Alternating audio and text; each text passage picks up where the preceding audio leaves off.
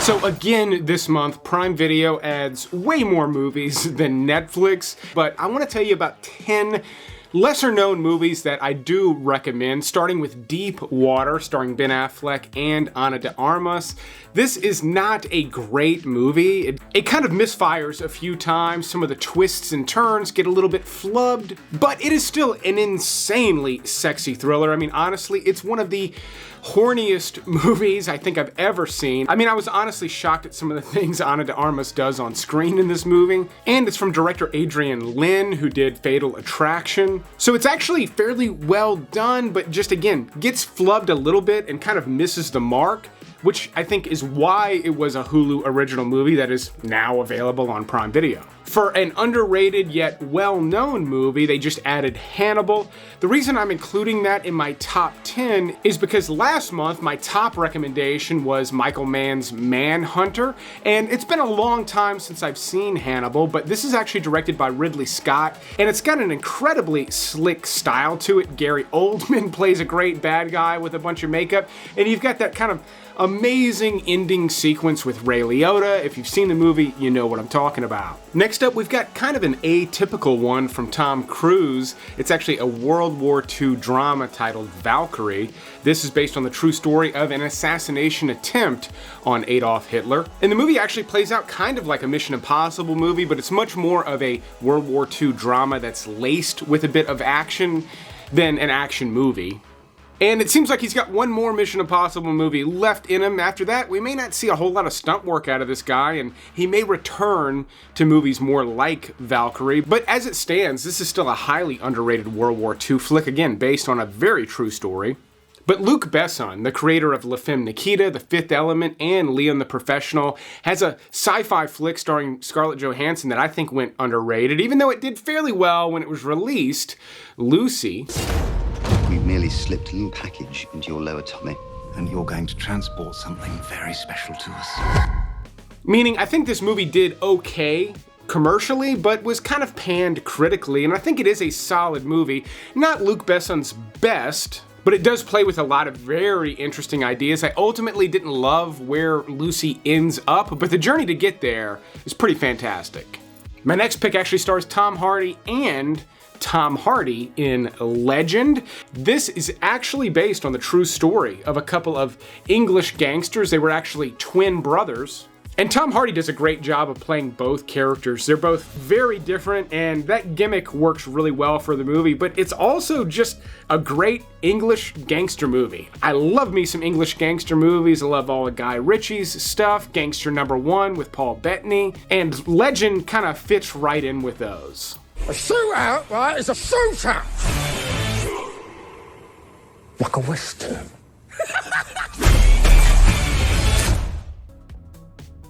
I also thought that Dr. Sleep was kind of an impressive sequel to The Shining. Now, The Shining is one of the greatest horror movies of all time. I don't care what Stephen King's opinion is about that movie. It is a masterpiece of horror, and Dr. Sleep definitely is not that, but it does respect the original movie very well, and it builds upon it in some fantastic ways, on top of the fact that you get just an amazing villainous role from Rebecca Ferguson. I love her, and the character she does in Dr. Sleep is one of my favorites she's ever done. Now, even though I mostly recommend movies here on the channel, I do like making other recommendations, things I've found beneficial in my life. Heck, since the pandemic started, I've been working out, eating right. Some of you have heard about that, but I have also tried therapy more than once in the last several years, and I found it really beneficial, and that's where today's sponsor, BetterHelp, can help you. BetterHelp's mission is to make therapy affordable and accessible. A good therapist can be expensive, but depending on where you live, it can be impossible to find a good therapist, but not with BetterHelp. And it's super simple to get started with BetterHelp. Just by answering a few basic questions, BetterHelp is going to pair you with a therapist that's right for you within about 48 hours. And as someone who has tried therapy more than once, I've done it remotely just like you would with BetterHelp, and I found it really beneficial. In fact, I feel happier, healthier. I think I'm a better husband and a better father just from talking to a qualified professional. Not only is BetterHelp convenient and comfortable, but if you for some reason don't like the therapist they paired you with, you can switch for free and you don't have to worry about who's in your network or insurance or any of that stuff. Again, it's so easy to get started. All you gotta do is use my link in the video description or just type in betterhelp.com/flickconnection and you're gonna save 10% off your first month with BetterHelp. And you don't need to have chronic depression or anxiety to benefit from therapy. I look at it as a personal growth tool. I feel like I understand myself better, I've developed healthier habits in my relationships, and I learned effective ways to cope with and solve problems, which has just led to better emotional well-being day to day. So if you feel like something is in the way of your happiness or something is preventing you from reaching any of your goals, definitely consider talking to someone and follow that link in the description to get that discount. It's a great deal, but speaking of great stuff, let's talk about the remaining movies on this list. Another great Halloween pick that's a lot lighter than Dr. Sleep is The Return of the Living Dead. This is one of the most fun 80s horror movies you could possibly watch at Halloween. It's filled with like the best kind of cliche stuff. Zombies popping up out of graveyards, 80s music, loads of classic practical effects that are a lot of fun, and then you've got the Tar Man in Return of the Living Dead. Just a real fun Halloween movie. Yes, it's got gore in it, but it's the fun kind. It's not the kind that's gonna really turn your stomach, at least not for most of you. But a monster movie that will turn your stomach in a very different way is A Monster Calls. In this movie, a young boy is struggling with the fact that his mother is dying from cancer. Felicity Jones plays his mother. She's not in the movie that much, but she's very important. Sigourney Weaver has a good role in this as well, but the movie does focus on the young boy and everything he's struggling with, and this giant monster voiced by Liam Neeson. The monster actually resembles Groot almost identically, but this movie ultimately does go somewhere. It's got kind of a slow build-up, but it's got a very heavy point to make. So don't just throw this one on a whim, but it is an excellent movie, again, with something pretty significant to say. Now, it's debatable whether my next pick is underrated, but it's so good, I still wanted to include it because I think a lot of people don't fully appreciate how brilliant of a movie Ex Machina actually is. This is from writer-director Alex Garland, who wrote 28 Days Later, The Beach, and Sunshine before directing this flick, and he's gone on to direct some other movies, most recently Civil War, and I still think Ex Machina is far and away his best achievement.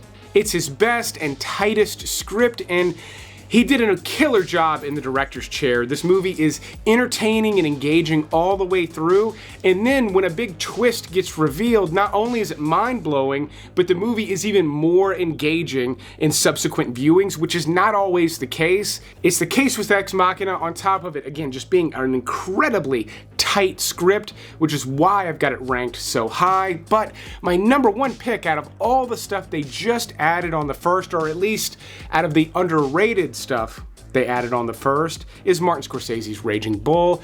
Now, yes, again, you could argue this movie is not underrated, but I know I've got a lot of viewers that either have never tried watching this movie or at least think that they wouldn't like it. But I can tell you that Raging Bull is much more than just a movie about a boxer. In fact, this fits right in with all of Scorsese's gangster movies.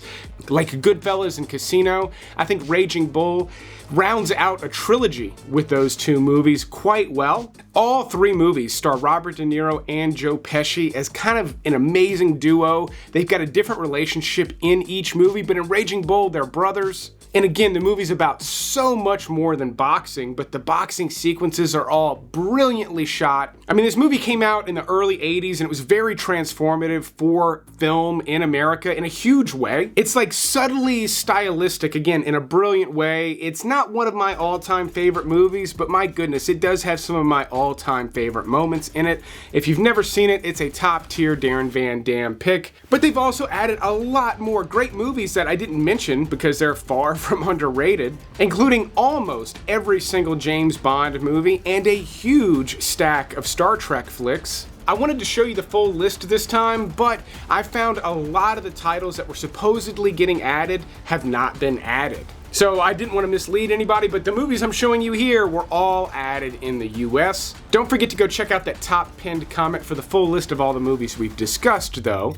By the way, if you've noticed this Escape from New York t-shirt, it's brand new, first time wearing it on the channel. It is available now, along with a handful of brand new designs and products over at darrenvandam.com/shop. The shirts are just stupid soft. They are a fitted design, so if you like your shirts a little bit looser, definitely go a size up with these. But if you like them fitted, they're fantastic. It's a great way to support the show, so go check it out when you get a chance. On October 8th, they're adding a new release movie titled If.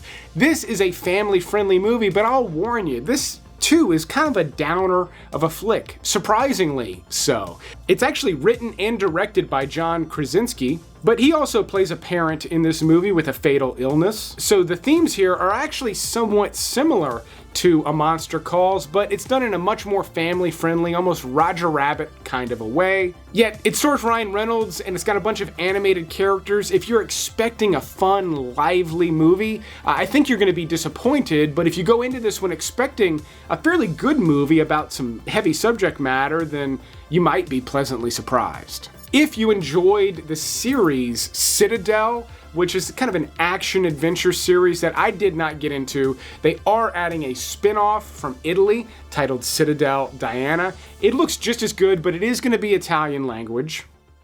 But on the 15th, for some real action, one of my favorite action movies of the year so far, they're adding Monkey Man. This stars Dev Patel, but he also wrote and directed it. This is his first time in the director's chair, and he absolutely killed it. This movie does have a little in common with John Wick, thematically and aesthetically. It looks a lot like a John Wick movie at times, but it's got a very different pace. In fact, the movie itself really revolves around two large-scale action sequences that are both, I think, in excess of 20 minutes. But that's it. You're not going to get a bunch of action sequences peppered throughout. It's still a fantastic story that feels enough like something I've seen before, but is also unique enough to make it really fresh. A lot of the uniqueness in Monkey Man just comes from like Indian culture. I'll even say there are a bunch of trans characters in this movie, something you see in a lot of movies nowadays. Yet with Monkey Man, there's something about it where it just makes perfect sense for the story that he wrote. It doesn't feel shoehorned in there in any way whatsoever, but the movie itself is filled with a lot of surprises like that. So if you love classic action movies or even just new ones like John Wick, Monkey Man, I think, is going to be for you.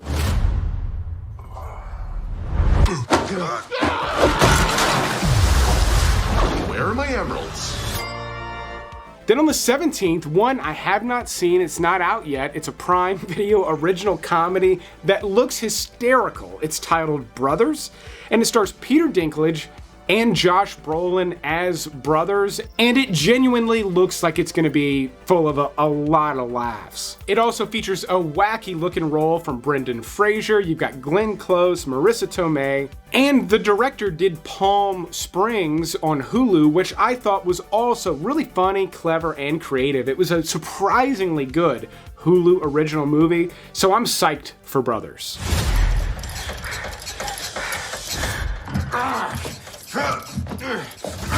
What's wrong with you?